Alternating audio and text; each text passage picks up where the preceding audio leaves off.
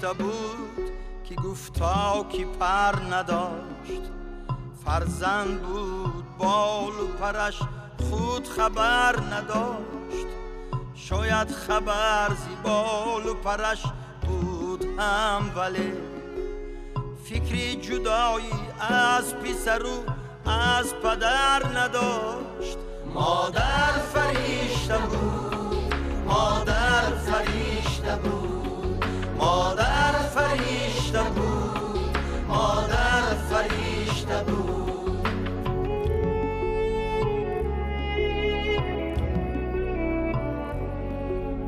در کودکی چو خواستمش هدیه برم، گرچه فقیر بود و زر هم نظر نداشت.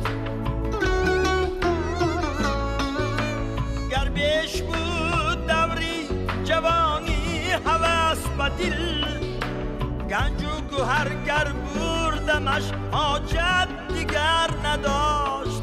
مادر فرشته بود، مادر فرشته بود، مادر فرشته بود، مادر فرشته بود.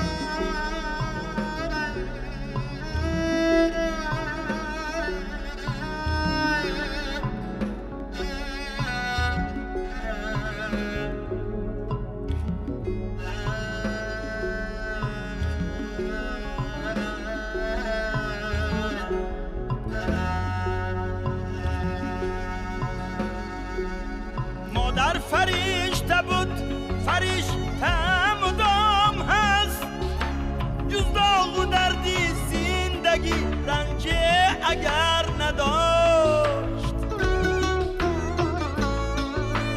هم دردی کسی بکنم کوزی خوردیش، بگذشت از بر مادرش جز چشمی تر نداشت.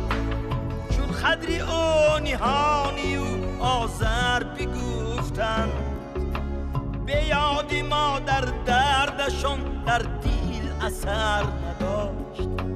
به یاد مادر دردشون در دل اثر نداشت.